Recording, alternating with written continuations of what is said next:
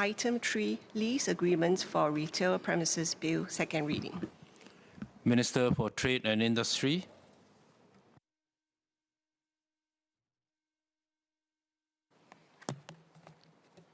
Mr. Speaker, sir, on behalf of the Minister for Trade and Industry, I beg to move that the bill be now read a second time.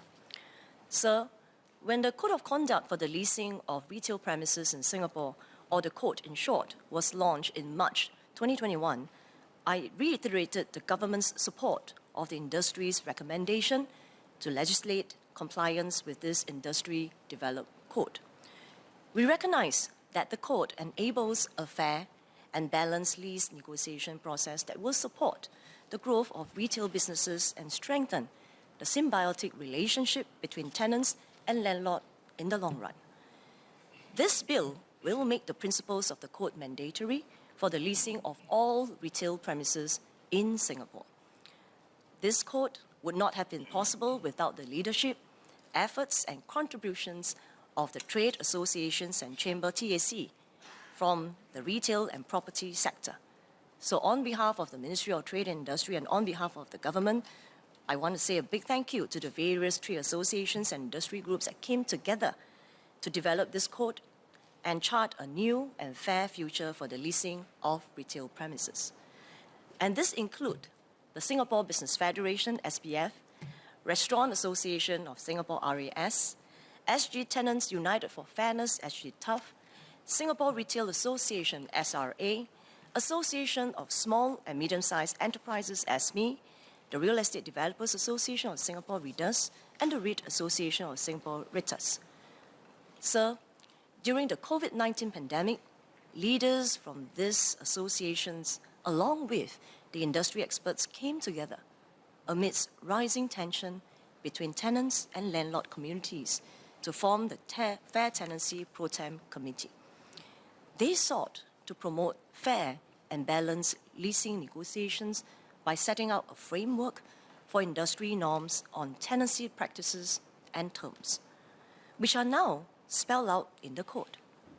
After the code was launched, a Fair Tenancy Industry Committee was formed in May 2021 to act as the custodian of the code.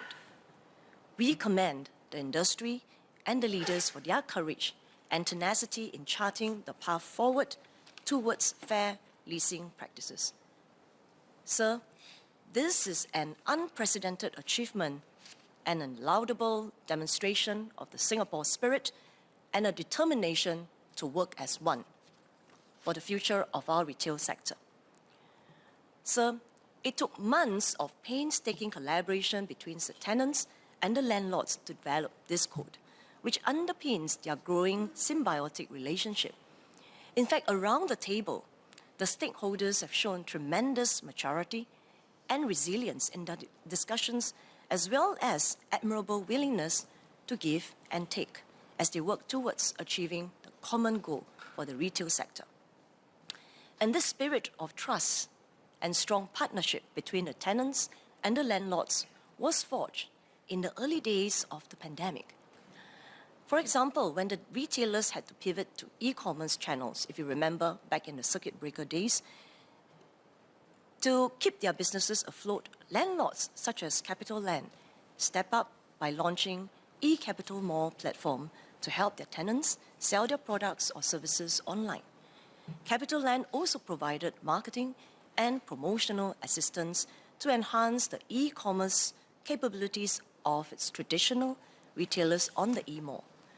Now, this innovative move and collaboration helped CapitaLand, their tenants, to continue to generate revenue during the challenging circuit breaker period.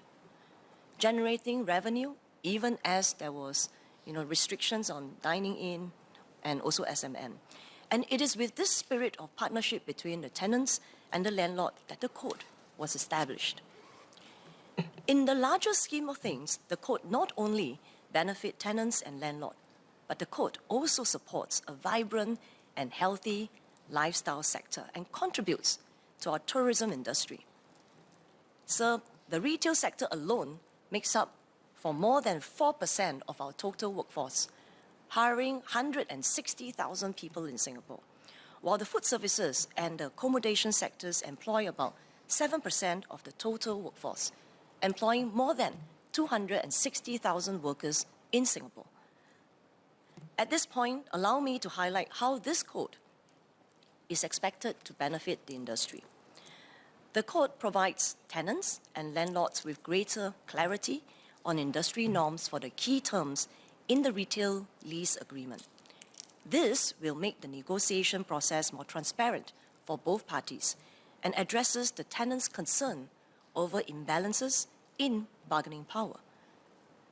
Since the code's introduction on the 1st of June 2021, the government has been a lead adopter, with all government landlords voluntarily adopting the code. And in addition, 9 major private sector landlords have also adopted the code voluntarily since June 2021. Now, these early movers have found the code helpful for their lease negotiations.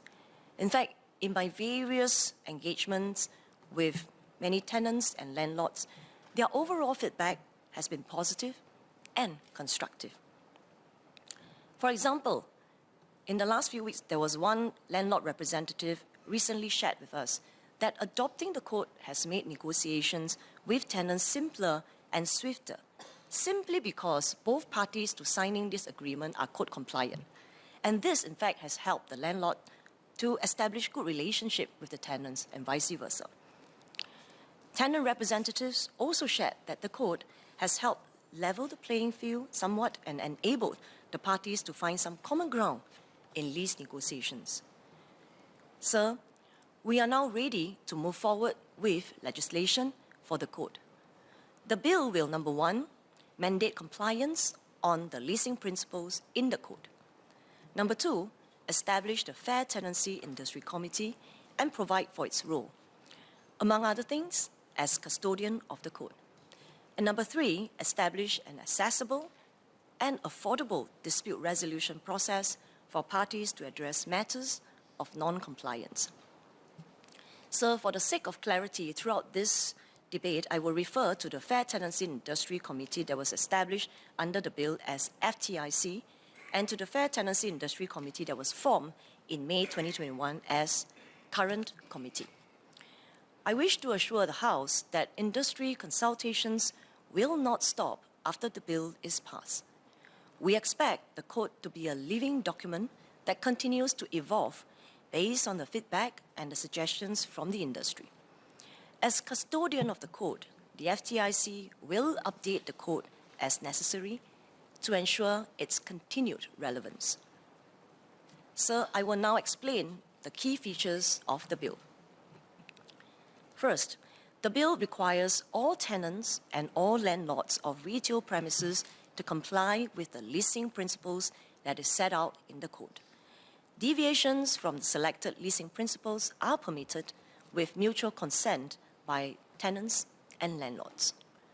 This keeps the code from being overly restrictive, and this will allow for the usual commercial negotiations and considerations.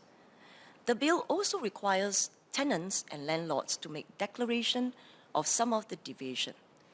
The current committee has made the process of submitting declarations an easy one via its website. And this will continue to be the mode of submission after the bill is passed. The bill also offers a dispute resolution process to address complaints of non-compliance with the code's leasing principles. So if a landlord or tenant files a complaint of non-compliance, the party will first be required to undergo mediation to resolve the dispute.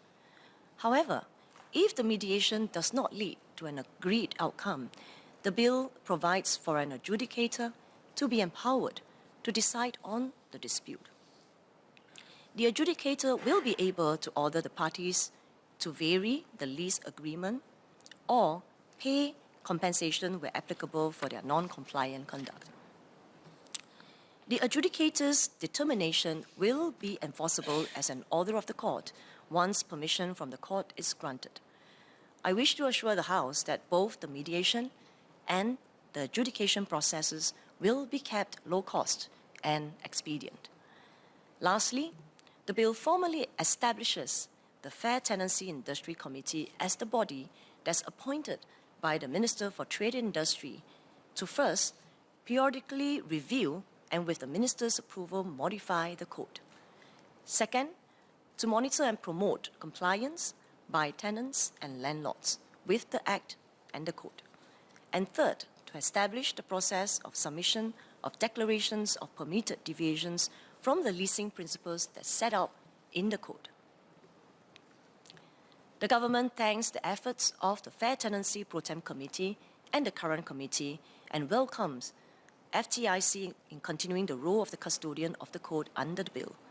We would like to express our appreciation to the Apex Business Chamber in Singapore, Singapore Business Federation, SBF, for agreeing to take on the role of Secretariat to the FTIC. Sir, let me now turn to the scope of the bill. The bill will apply to all leases of retail premises or extensions and renewals of such lease with a tenure of 1 year or more. Under the bill, retail premises are those that's used primarily for the retail sale of goods or the supply of services. This includes businesses such as eateries, restaurants, supermarkets, clinics, pet shops, walk-in bank branches, tuition center, cinema, and gyms. In general, businesses in the shopping malls are also covered under the bill unless the premises are mainly used for back-end office functions. On the other hand, premises used primarily for conducting administrative work in connection with the supply of services are not covered under the bill. Likewise, industrial, office, and residential spaces are excluded unless the space is tenanted to a shop supplying retail goods or services. For example, a minimart that operates in an office or industrial building will be covered under the bill, while the rest of the building that is used as office space or for industrial activities will not be covered. We are greatly heartened that many major landlords have already adopted the code since it was established 2 years ago. Together, they make up a sizable proportion of all retail premises in Singapore. To provide additional time for other landlords to come on board, the bill will take effect about 6 months from now in early February 2024. All new lease agreements, extensions, or renewal of lease agreements signed on or after this commencement date will be covered by the bill. Sir, the COVID-19 pandemic has taught us many valuable lessons. It has also shown that with unity, we can overcome adversity. This bill was forged from the resilience and determination of tenants and landlords to turn their difficulties into opportunities for partnership and success. I trust that the industry will continue to uphold this exemplary spirit of cooperation between tenants and landlord in our journey ahead. As we strive to build on this firm foundation of partnership and trust, we seek to create a robust and thriving economy that continues to provide good jobs and a bright future for Singapore. Sir, I beg to move.